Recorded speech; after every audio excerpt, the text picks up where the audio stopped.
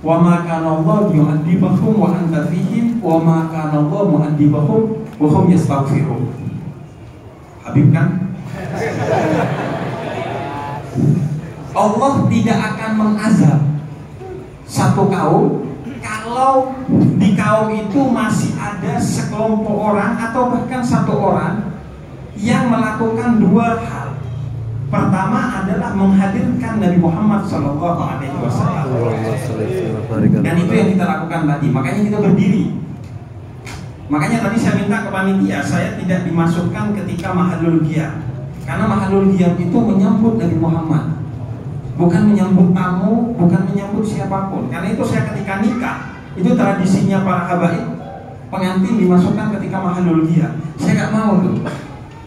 Karena itu bagi saya pribadi ya kurang berkenan, karena itu waktunya kita menyambut Nabi Muhammad, bukan kita disambut oleh umatnya Nabi Muhammad. Itu komitmen saya pribadi. Dan yang kedua, wahum yastaghfirun, orang-orang yang masih istighfar. Dan itu yang kita lakukan pada malam hari ini. Kita istighfar, kita zikir, kita istighosah, kita melakukan permohonan ampun dan ketaatan kepada Allah Subhanahu wa Ta'ala. Karena itu Kemang jadi baik-baik saja nih. Kemang itu kan agak gak memenuhi syarat untuk baik-baik saja ya. Ya. Tapi karena keberkahan Masjid Al-Istiqomah dan orang-orang yang memakmurkan Masjid Al-Istiqomah, maka Kemang dijaga oleh Allah. Karena masih ada orang yang istighfar dan ada orang yang maulidan serta sholawatan. Itu kata Al-Quran, itu bukan kata saya. Wa ma kana Allah yu'adzibahum wa anta fihim wa ma kana Allah mu'adzibahum wa hum yastaghfirun. Selama masih ada yang istighfar dan sholawatan, tempat itu menjadi aman, tidak akan diazab oleh Allah Subhanahu wa Ta'ala. Walaupun jumlah orang yang istighfar dan sholawatan itu sangat kecil dan jumlah orang yang bermaksiat itu sangat besar. Itulah yang ini sabotase.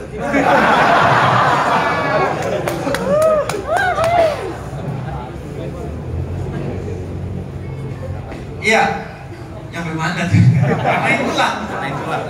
Karena itulah sih gak membantu ya. Yang bagaimana karena itulah sangat informatif. Jadi oleh karena itu, maka walaupun sedikit, kata Allah dalam Al-Quran, ja'al haq wa dhahaqal batil. Kita itu, yang baik-baik itu adalah cahaya. Cahaya itu walaupun sedikit, tanpa mengusir kegelapan, kegelapan itu akan pergi dengan sendirinya. Karena yang ada itu hanya cahaya. Gelap itu gak ada, gelap itu gak ada cahaya. Bukan punya sesuatu tersendiri. Oleh karena itu, misalnya ada cahaya tuh, lilin, terus kamu gelapin tuh pakai tangan kamu tutup, yang ada yang gelap jadi terang, bukan yang terang jadi gelap. Karena itu sedikit aja cahaya itu akan memberikan keterang benderangan. Oleh karena itu ketika malaikat nanya kepada Allah, ngapain ciptain manusia ini? Dia pasti akan membuat kerusakan di muka bumi, dia akan bermaksiat, dia akan melakukan segala keburukan. Tapi Allah tetap menciptakan kita karena laula ma'khulifal afdal. Karena ada Nabi Muhammad di antara kita. Seandainya bukan karena Nabi Muhammad, kita tidak akan diciptakan oleh Allah. Ngapain nyiptain kita? Kayak gak ada kerjaan lain aja. Diciptakan oleh Allah untuk menjadi taat, kemudian bermaksiat, kemudian Allah ketuk pintu hatinya agar bertobat. Setelah bertobat Allah terima tobatnya, bermaksiat lagi, ditobatin lagi, diterima lagi, terus begitu Allah terima. Oleh karena itu dalam hadis qudsi Allah katakan, jika kamu bertobat maka akan aku terima tobatmu, dan jika kamu tidak bertobat maka aku yang akan menjadi obatmu agar kamu bertobat. Itulah rahmat Allah, kasih sayang Allah kepada kita. Kalau kamu tobat saya terima kata Allah. Tapi kalau kamu gak tobat, saya bikin kamu tobat. Gimana caranya Allah? Allah cara bikin kita tobat macam-macam. Kadang cuman masalahnya kita gak sadar, sehingga ada sebagian kita yang nanti punya member di neraka tuh. Karena udah dikasih tahu sama Allah, udah dikasih obat, gak mau berobat. Contohnya, malam-malam scroll TikTok, cewek joget-joget. Cek kodam, Beb. Scroll, cek kodam lah. Cek kodam. Cek kodam, scroll TikTok, ada cewek joget-joget, ketawa-ketawa dia. Nggak sengaja Habib Ja'far ceramah. Astagfirullah, scroll. Kan salah mungkin cek kodam yang di scroll dengan astagfirullah. Ini malah ceramah yang di scroll dengan astagfirullah. Itu sejak saat itu Anda tuh di scroll dari daftar orang masuk surga. Allah ingin mengingatkan, berhenti cek kodam, berhenti scroll cewek-cewek yang joget-joget dengan dikasih ceramah. Tapi malah kita yang berpaling. Padahal Allah sudah ngasih obat. Nih, gua kasih obatnya. Iya lagi kemasian.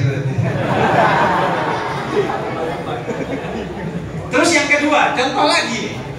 Betapa Allah itu cinta dan selalu mengobati kita, seburuk apapun dan sebusuk apapun kita.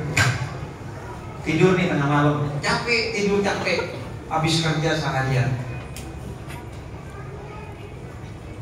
nggak pakai alarm, nggak pakai apa, bahkan kamarnya dikunci, dia sendirian di kamar tidur. Tiba-tiba jam 1 malam kebangun. Maksudnya Allah apa? Sujud, tahajud. Karena jarak terdekat seorang hamba dengan Allah itu saat bersujud, dan waktu terdekat seorang hamba dengan Allah itu di sepertiga malam. Bayangin kalau kamu bersujud di sepertiga malam dalam tahajud, ya, bukan sholat isya. Jam 1 malam bersujud sholat isya. Sholat isya jam 7, jam 8. Enggak, soalnya saya kalau jam 8 tuh biasanya sholat subuh mah jam 5, jam 4. Sholat subuh jam 7, jam 8. Jadi dibangunkan oleh Allah agar tahajud. Nggak pakai alarm, nggak ada yang bangunin, sendirian, lagi capek, tiba-tiba bangun. Kata Allah, sini, bertobat kepada saya. Malah kencing. Kencing. Kok kirain habis kencing wudhu, tidur lagi. Buka WhatsApp, tidur lagi. Allah akan jadi obatnya, tapi kita nggak mau diobatin sama Allah. Dibikin oleh Allah sakit, dibikin oleh Allah terlilit utang, dibikin oleh Allah begini dan begitu agar kita kembali. Karena kan kita itu cenderung ingat Allah kalau lagi jatuh, ya. Kalau lagi senang nggak ingat Allah, ingat mantan gitu mah. Iya kan? Kalau lagi gerimis, ingat mantan. Biar mantan. Joker tuh mas, astagfirullah. Karena kita cenderung ingat Allah itu kalau lagi down, kalau lagi jatuh, kalau lagi senang nggak ingat Allah kita. Karena itu Allah menghadirkan untuk mengobati segala luka-luka batin kita, segala dosa-dosa kita. Maka alhamdulillah, walaupun misalnya ada banyak orang yang malam ini memilih untuk tidak ke sini, tapi ke sana. Tapi insya Allah karena keberkahan di sini, maka kamu menjadi baik-baik saja. Karena Allah yang berjanji. Kalau ada orang yang istighfar dan sholawatan, gak kira saya azab. Nah, karena itu masjid itu menjadi penting bagi kita. Nah ini saya diminta untuk berbicara tentang emang boleh anak muda nongkrong di masjid, karena sudah pasti lantaran masjidnya sepi, ya. Makanya temanya dipilih begitu. Karena Anda pilih ke sana tuh kalau nggak sekarang. Sekarang rame, iya, cari story tuh, cari video untuk TikTok tuh. Karena itu masjid itu menjadi tidak makmur, bisa jadi lantaran anak mudanya tidak mau ke masjid, atau lantaran masjidnya tidak memberikan ruang kepada anak muda. Karena itu malam hari ini kita ingin memperbaiki pola pikir kita sebagai anak muda agar mau ke masjid, dan pola pikir takmir masjid agar mau membuka diri untuk anak muda. Maka kita akan berkaca kepada masjidnya Nabi Muhammad SAW. Kita lihat, karena Nabi Muhammad itu kan suri tauladan dalam segala hal, bukan hanya dirinya, tapi apa yang dilakukan oleh Nabi Muhammad itu adalah keteladanan bagi kita. Maka bagaimana Nabi Muhammad membangun masjid itu akan menjadi keteladanan bagi kita tentang bagaimana seharusnya masjid sekarang dibangun. Karena Indonesia ini kalau urusan masjid gercep banget. Kalau suruh bangun masjid semangat banget orang Indonesia. Tapi kalau untuk memakmurkan masjid baru tuh tanda tanya tuh. Makanya kadang saya dulu pernah tuh nggak di sini di sana tuh ada masjid dikunci. Padahal kata saya, lu pas mau bangun masjid nih minta semua orang nyumbang. Pas masjidnya udah kebangun, lu kunci, gak semua orang bisa masuk. Kan aneh. Padahal ini rumah Allah. Berarti lu ngunciin rumah Allah, siapa lu? Padahal ini rumahnya Allah, bukan rumah kita. Allah yang selalu terbuka kepada siapa saja. Allah yang bahkan terbuka kepada orang yang tidak menyembah Allah. Buktinya bahwa Allah terbuka kepada orang yang tidak menyembah Allah. Walaupun jodoh di tangan Allah, orang yang nggak menyembah Allah pasti tetap Allah kasih jodoh tuh. Tapi kita tuh atas nama Allah kemudian menutup rumahnya Allah, kan kurang ajar. Itu kalau kita bakal jadi nabi udah ditegur langsung. Nabi Ibrahim itu pernah ditegur karena gak ngasih makan orang ateis tuh. Kemudian kata Allah, wahai Ibrahim, orang itu 70 tahun ateis, gak nyembah saya, nyembahnya botol Yakult. Tapi kenapa bisa sampai 70 tahun? Karena saya kasih makan selama 70 tahun. Sedangkan minta makan ke kamu sekali, kamu gak kasih bawa-bawa nama saya. Karena saya dapat rezeki dari Allah, dan karena saya nabi yang diutus untuk mengajak orang menyembah Allah, maka kalau kamu menyembah Allah saya kasih makan. Akhirnya Nabi Ibrahim kejar orang ateis itu untuk kasih makan. Allah terbuka kepada siapa saja, termasuk orang-orang yang tidak menyembah Allah. Cuman kelakuan kita kadang sokan kepada rumah Allah. Dan memang begitu kelakuan kita. Satpam kantor kadang lebih galak dari yang punya kantor. Takmir masjid juga gitu tuh. Kadang seolah-olah dia yang menguasai masjid. Karena itu kita akan belajar bagaimana sih masjidnya Nabi Muhammad. Karena gini, Nabi Muhammad itu dalam beberapa riwayat itu menyebutkan siapa yang membangun masjid, maka Allah akan bangunkan hal serupa di surga. Kemudian kata Ibnu Hajar Al-Haytami, itu yang dimaksud membangun masjid itu maknanya umum, bukan khas, bukan khusus. Membangun masjid itu artinya masjidnya kecil ataupun besar, membangun fisiknya ataupun membangun kemakmurannya. Bukan hanya yang ngasih batu bata, tapi yang masangin wifi-nya, AC-nya, airnya semua kedapatan. Yang takmirin, yang azanin, yang doain, semua akan mendapatkan pahala sebagaimana dia orang-orang yang membangun masjid secara fisik. Karena itu, masjid itu kalau dalam Islam dia bukan hanya bangunan, bahkan dia bukan utamanya bangunan. Masjid itu artinya aktivitas. Masjid itu artinya aktivitas. Oleh karena itu kata Nabi Muhammad, di mana saja kamu berada, kalau kamu bersujud kepada Allah, maka tempat itu adalah masjid, kecuali kuburan dan kamar mandi. Dimanapun Anda melakukan aktivitas yang membuat Anda meniatkan dan mentujukan aktivitas itu untuk Allah, maka tempat itu adalah masjid. Karena itu setiap tempat itu bisa dijadikan masjid tergantung aktivitas kita. Kalau aktivitasnya untuk bersujud kepada Allah, maka tempat itu menjadi masjid.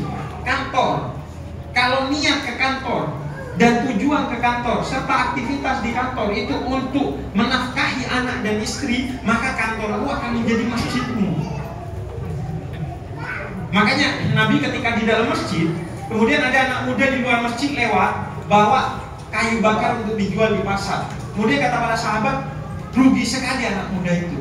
Di sini lagi nongkrong di masjid untuk majelis bersama Nabi Muhammad, dia malah ngurusin kerjaan. Kemudian kata Nabi, nggak gitu. Siapa yang bekerja agar diri dan keluarganya tidak mengemis, harga dirinya tidak jatuh, maka dia jihad fisabilillah, kata Nabi Muhammad. Jadi kalau kita ke kantor dengan niat untuk ngasih makan keluarga kita, maka itu adalah jihad. Maka kantor kita itu menjadi masjid bagi kita, tempat kita beribadah. Jadi kalau di kantor Anda tuh kerja lembur hingga mati di atas laptop tuh, mati syahid tuh, karena itu jihad tuh. Karena dari itu, maka masjid itu adalah aktivitas, bukan bangunan utamanya. Makanya yang terpenting aktivitasnya dulu, baru dibangun fisik masjidnya. Bukan main bangun fisik masjidnya baru dicari nih aktivitasnya apa ya, enggak. Aktivitas itu yang menjadi ruh dari masjid itu. Oleh karena itu kita lihat tuh guru-guru kita, kalau dia sholat itu setelah dia sholat wajib, sholat sunnahnya dia ngelangkah tuh ke kanan, satu langkah tuh, pokoknya pindah. Kenapa? Agar masjidnya dia bukan hanya di sini tapi di sini juga. Karena kata para ulama, setiap tempat yang kamu gunakan untuk sholat dan ibadah, bersujud kepada Allah, apapun bentuknya, maka tempat itu nanti di akhirat akan bersaksi kepada kamu. Makanya rumah yang baik itu adalah rumah yang musolanya di mana-mana tuh. Jangan sholat cuma di musola rumah, di ruang tamu, di kamar, sholatin aja semua, kecuali kamar mandi. Selain itu tempat sholatin, agar semua tempat itu menjadi berkah dan menjadi saksi kemuliaan kita dan keluarga kita. Makanya dulu kita punya rumah itu gak ada musolanya. Musola cuma buat ngumpul kalau ngaji maulid keluarga aja. Tapi sholatnya kemana-mana tuh. Kadang kita sholat di lapangan, di taman. Jadi sebagai bentuk agar semua tempat itu bersaksi, karena masjid itu aktivitas intinya, bukan tempat. Karena itu tergantung kepada apa yang kita lakukan. Karena itu yang terpenting dari masjid, melebihi tempatnya, itu adalah kemakmuran dari aktivitas yang dilakukan di dalamnya. Oleh karena itu, kalau kita mengacu kepada masjidnya Nabi Muhammad, maka masjid Nabi Muhammad itu bukan hanya tempat ibadah ritual, tapi pusat peradaban Islam, bahkan kemanusiaan. Kita urus satu persatu. Pertama, masjid Nabi Muhammad itu yang pertama dibangun Masjid Quba di Madinah. Ketika beliau hijrah ke Madinah, beliau yang pertama dibangun itu Masjid Quba, yang kemudian dipuji oleh Allah dalam surat Taubah ayat 108. Apa pujian Allah kepada Masjid Quba? Fihi rijalur, di dalamnya ada orang-orang yuhibbuna an yatatahharun, ingin membersihkan dirinya. Wallahu yuhibbul mutatahhirin, dan Allah cinta kepada orang-orang yang ingin membersihkan dirinya. Maka masjidnya Nabi Muhammad itu dipuji oleh Al-Quran lantaran masjidnya terbuka bagi orang-orang yang mau bertaubat kepada Allah. Jadi masjidnya Nabi Muhammad itu terbuka kepada orang-orang yang mau bertaubat kepada Allah, bukan hanya kepada orang-orang yang sudah baik, tapi orang yang belum baik terbuka masjid itu. Bahkan itu yang menyebabkan masjidnya Nabi Muhammad itu dipuji oleh Allah, karena terbuka kepada orang yang belum baik. Kalau kepada orang yang baik sudah seharusnya masjid terbuka, tapi kalau terbuka kepada orang-orang yang belum baik, yang masih tatoan, yang masih gak sholat, bahkan yang masih belum login tuh. Ini saya ditanyakan sama orang, Nabi boleh gak mau masuk masjid? Jangan kan masuk masjid, masuk Islam boleh. Makanya masjidnya Nabi Muhammad itu pernah kedatangan Kristen Najran, orang-orang Kristen dari Najran yang datang bukan baik-baik, datang untuk berdebat dengan Nabi Muhammad tentang mana agama yang benar. Nabi buka masjidnya, silakan masuk, duduk di masjid saya. Jangankan orang yang belum bertobat, orang yang belum Islam aja boleh masuk masjid. Nah, masalahnya masjid-masjid sekarang tentu bukan al-istiqomah, Mas, al-istiqomah. Dan juga kalau saya ceramah di masjid lain gini juga.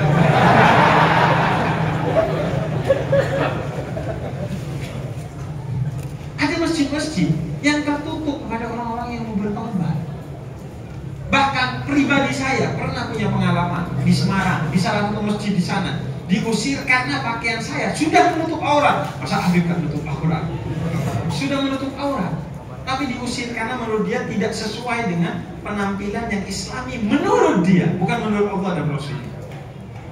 Dan itu banyak terjadi. Masjid nggak ramah kepada orang yang belum baik, tertutup. Karena itu saya sengaja nih malam hari ini pakai celana, pakai baju warna begini. Seharusnya biasanya saya kalau di masjid, Anda cek lah, saya kalau di tempatnya Habib Jindan itu pasti saya pakai sarung, pakai baju putih. Gak pernah belangsak begini. Kenapa saya begini? Biar jadi teladan bahwa Anda yang masih begini, pakaiannya begini, atau bahkan yang lebih buruk dari ini, masjid terbuka untuk itu. Kalau ada yang protes, Habib aja begitu. Bilang aja, Habib nih di masjid begini. Untuk ngasih teladan, contoh kepada kita, bahwa gak apa-apa celanaan ke masjid. Gak ada tuh aturan ke masjid harus pakai sarung, gak ada. Ke masjid itu nutup aurat. Gak nutup auratnya pakai sarung, pakai gamis, pakai jubah, pakai celana, terserah. Jadi masjid terbuka kepada orang-orang yang mau bertobat. Orang-orang yang masih kotor, ajak ke masjid. Yuk tobat di masjid. Karena itu masjidnya harus ramah kepada orang-orang yang mau bertobat. Harus terbuka kepada orang-orang yang mau bertobat. Itulah masjid yang dipuji. Kemudian yang kedua, masjid itu di zaman Nabi Muhammad adalah tempat terhormat. Sehingga siapa saja yang masuk masjid, dia dihormati oleh Nabi Muhammad. Oleh karena itu, pernah ada satu orang Badui dalam riwayat Sayyidina Anas bin Malik datang ke masjid Nabi. Itu tiba-tiba kencing di masjid Nabi. Dia kencing di masjid Nabi. Sahabat ngamuk. Di masjid kencing. Padahal kencing di kamar mandinya masjid aja itu makruh. Kalau Anda perjalanan terus berhenti masjid, ngapain? Mau kencing. Itu makruh, gak boleh kata para ulama. Niatnya harus ibadah. Jadi sambil sholawatan, zikir sekali, jangan diniatkan kencing, diniatkannya harus ibadah. Sambil kencing akhirnya gak ada masalah. Karena masjid itu didirikan untuk ibadah. Karena itu ada orang yang kencing di dalam masjidnya Nabi Muhammad. Sahabat mah, kemudian kata Nabi Muhammad, gak usah mah, kamu bersihkan itu kencingnya, selesai. Jangan dimarahi orang itu. Kalau dimarahi, suatu hari dia punya memori bahwa masjid itu tempatnya orang marah-marah, tempatnya orang yang tidak menghormati orang lain. Siapapun orang dihormati oleh Nabi Muhammad, begitu masuk masjidnya Nabi Muhammad, oleh sahabat dibersihkan. Dan ada hikmahnya. Akhirnya sahabat tahu bahwa kencing itu najis. Kalau ada kencing di masjid harus segera dibersihkan. Bahwa kencing di masjid harus bahwa kita harus memperlakukan orang sebaik-baiknya, betapapun orang itu menghina kita dan lain sebagainya. Jadi masjidnya Nabi Muhammad itu menjaga kehormatan orang lain. Jangan sampai orang dilecehkan di masjid hanya karena penampilannya gak sesuai, hanya karena ini dan itu. Kemudian banyak tuh orangnya akhirnya gak masuk masjid karena pas masuk masjid dilihatin sama jamaahnya. Rasanya saya biasa aja deh, cuman karena dianggap tidak satu frekuensi dilihatin. Maka masjid harus ramah kepada semua orang dan memberikan kehormatan kepada orang yang bahkan tidak terhormat sekali. Makanya dalam riwayat lain pernah ada ketika Nabi itu duduk bersama sahabatnya ketika maghrib, setelah sholat maghrib duduk, kemudian tiba-tiba ada bau yang kurang nyaman. Ada di antara para sahabat yang buang angin. Itu di dalam masjid. Karena habis makan daging onta. ada riwayat orang kalau habis makan daging onta itu dalam salah satu madhab, bukan di madhab Syafi'i, itu harus memperbaharui wudhunya karena membatalkan wudhu. Tapi dalam madhab Syafi'i enggak, karena hadisnya itu hadis tarbawi, hadis pendidikan, bukan hadis hukum, bukan hadisul ahkam. Jadi dia buang angin. Akhirnya kata para sahabat, siapa orang ajar? Ada Nabi Muhammad di dalam masjid buang angin. Keluar aja seharusnya buang anginnya, kok di masjid? Terus kata sahabat ini, tenang, kita tungguin entar pas sholat isya. Siapa yang wudhu lagi, dia berarti yang kelatihnya. Karena yang batal dia dong. Ditungguin lah. Tiba-tiba mau sholat isya, iqamah. Allah Akbar, Allah Akbar. Asyhadu an la ilaha illallah, asyhadu anna Muhammadar Rasulullah. Hayya 'alas shalah, hayya 'alal falah. Qad qamatis shalah, qad qamatis shalah. Allahu Akbar, Allahu Akbar. La ilaha illallah. Nabi berdiri. Kata Nabi, sebaik-baiknya orang adalah yang selalu memperbaharui wudhunya. Akhirnya Nabi pergi ke kamar mandi untuk berwudhu. Semua sahabat ikut, gak ketahuan sebenarnya.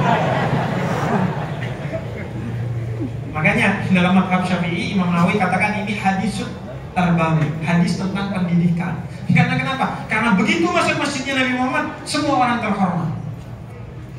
Meskipun dia kentut di masjidnya Nabi Muhammad, dihormati oleh Nabi Muhammad, ditutup aibnya oleh Nabi Muhammad. Itu masjidnya Nabi Muhammad. Maka masjid kita harus seperti masjidnya Nabi Muhammad, dijaga kehormatannya orang. Meskipun dia tidak terhormat, kita hormati ketika dia masuk masjidnya kita. Kemudian yang ketiga, 12 Rabiul Awal 1 Hijriah, Nabi Muhammad hijrah ke Madinah, membangun Masjid Quba.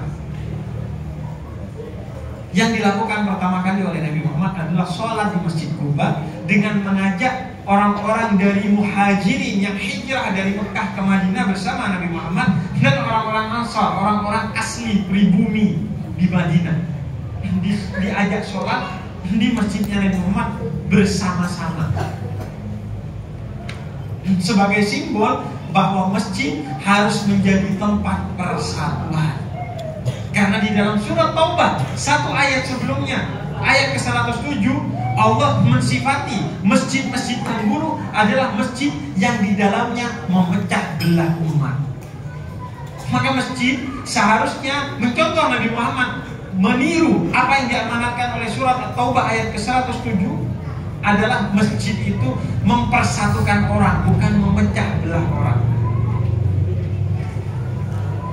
Karena itu di masjid kita diajarkan sholat berjamaah.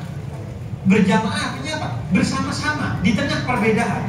Mau laki, mau perempuan, mau apapun pandangan keagamaannya, mau apapun organisasi keagamaannya, mau apapun pilihan politiknya, ngumpul di masjid harus menjadi satu saudara yang saling bersatu dengan yang lainnya. Makanya sholat berjamaah saling bertemu dengkul dengan dengkul. Setelah sholat saling bersalaman ke kanan dan ke kiri sebagai simbol solidaritas.